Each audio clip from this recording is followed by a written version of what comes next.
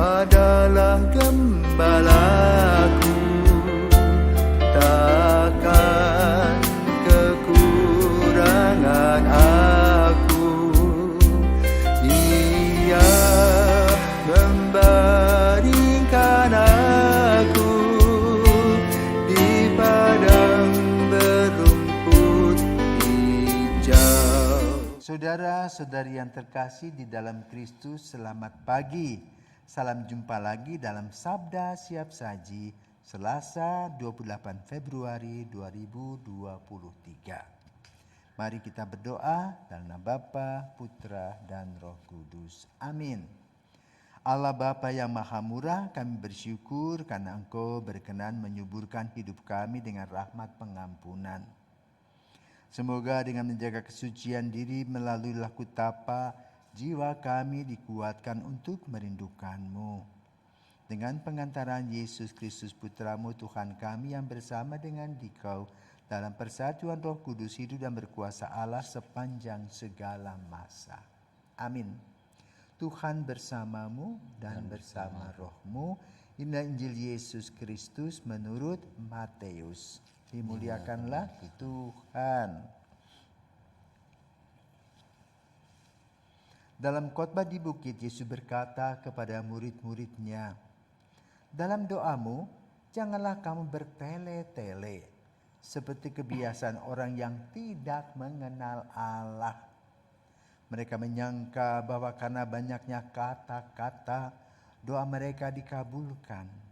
Jadi janganlah kamu seperti mereka, karena Bapamu mengetahui apa yang kamu perlukan sebelum kamu minta kepadanya. Karena itu berdoalah begini, Bapa kami yang ada di surga, dikuduskanlah namamu, datanglah kerajaanmu, jadilah kehendak-Mu di bumi seperti di surga. Berilah kami pada hari ini makanan kami yang secukupnya, dan ampunilah kami atas kesalahan kami, seperti kami juga mengampuni orang yang bersalah kepada kami. Dan janganlah membawa kami ke dalam percobaan, tetapi lepaskanlah kami daripada yang jahat. Amin.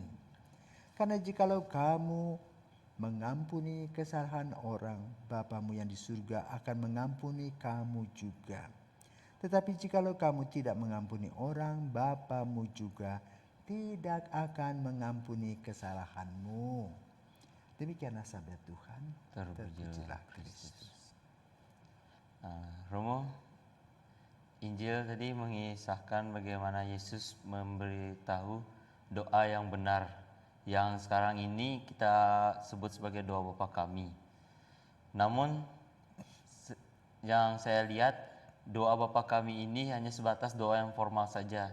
Jadi hanya doa yang sudah menjadi doa keseharian dan doa yang disebutkan secara biasa-biasa saja. Dan bagaimana tanggapan dari Romo atas hal ini? Terima kasih, selamat pagi semua pemirsa. Ini bersama dengan seminaris yang berasal dari Sumbawa Besar. Namanya siapa ya? Nama saya Dolfo. Dolfo. Jadi Dolfo, selamat pagi.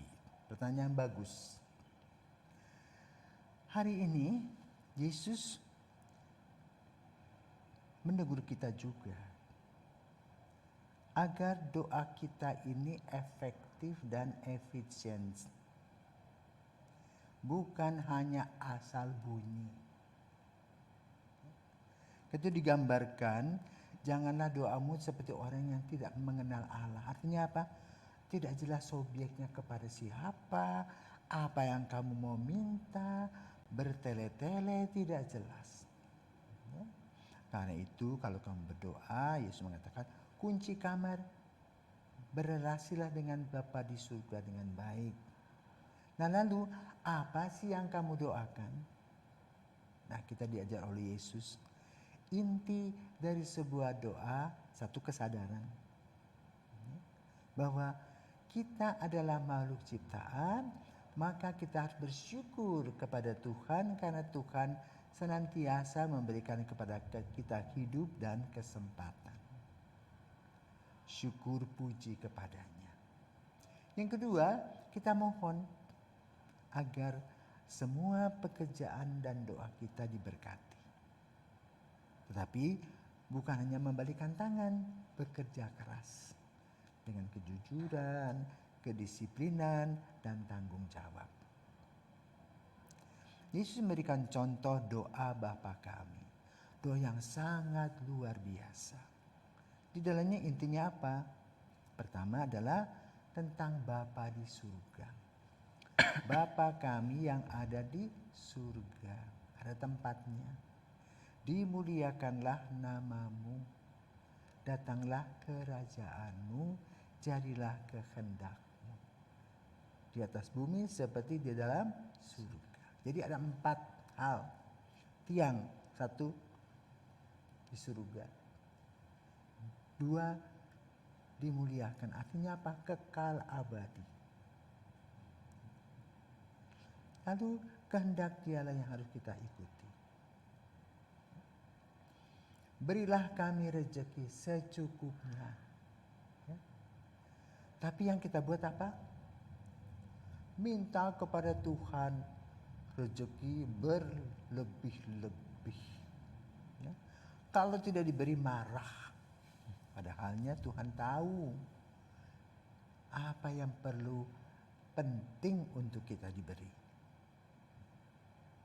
Seperti masa COVID, orang baru sadar ketika orang menggunakan ventilator setengah mati, harus menggunakan alat dimasukkan ke dalam mulut dan lehernya, tenggorokannya juga setengah mati. Lalu harus mencari oksigen. Padahalnya setiap hari kita diberikan oleh Tuhan gratis. Ya, 1 tabung itu berapa banyak? Ya, jadi hari ini Yesus mengajar kepada kita kesadaran bahwa Tuhan itu Sang Pencipta, Tuhan itu tahu apa yang kita perlukan, dan Tuhan juga berharap agar kita tidak takabur, ya, tetapi tahu diri, tahu batas, secukupnya, minta rezeki secukupnya, bukan untuk 7 turunan sampai mencuri, korupsi dan sebagainya. Ya, karena itulah kita dikejar-kejar oleh dunia. Pernyataan lain Yesus katakan apa? Berilah kami rezeki secukupnya, ya, dan juga dalam pengampunan. Ya. Kita berelasi dengan teman, kadang-kadang kita bersenggolan, hati kita panas, emosi. Ya. Tetapi di sanalah kita belajar tahu bahwa kita tidak sempurna dan kita harus saling mengampuni. Tidak gampang, tetapi bukan sesuatu yang mustahil. Ya. Kalau kita bisa belajar mengampuni, maka kita merasa terbebaskan. Ya. Maka doanya apa? Ampunilah kesalahan kami seperti kami pun mengampuni yang bersalah kepada kami. Jangan masukkan kami ke dalam pencobaan. Ya. Tetapi bebaskanlah kami dari segala yang jahat. Nah, ada kecenderungan bukan karena Tuhan memberi kecenderungan itu. Kita yang mengikuti kecenderungan karena dosa asal. Ada kecenderungan marah, berbuat salah dan sebagainya. Nah, di sanalah kita perlu menyadarinya, dan kesadaran itu oleh Gereja Katolik dianjurkan melalui sakramen taubat, pembersihan diri. Maka saudaraku terkasih, di dalam masa Prapaskah ini jangan lupa, ya, ingat ruang pengakuan dosa. Datang kepada pastor untuk mengakui semua dosa-dosa kita dan juga memaafkan mereka yang telah berbuat salah kepada kita. Sehingga hidup kita ini aman, tentram, dan damai. Itulah fungsi dari sebuah doa yang diajarkan Yesus kepada kita, agar kita tahu siapakah Bapa, agar kita tahu bagaimana kita menggunakan sarana prasarana yang Tuhan berikan kepada kita dengan rasa cukup dan bijaksana. Semoga doa-doa yang kita ucapkan, doa Bapa kami itu bukan mengalir begitu saja, cepat-cepat, tidak pernah mempunyai faham yang jelas, ya, asal bunyi saja. Tapi Dengan pelan-pelan kita berdoa, kita memaknai dan sadar akan kehadiran Tuhan dalam doa Bapa kami. Selamat pagi, Tuhan memberkati. Amin.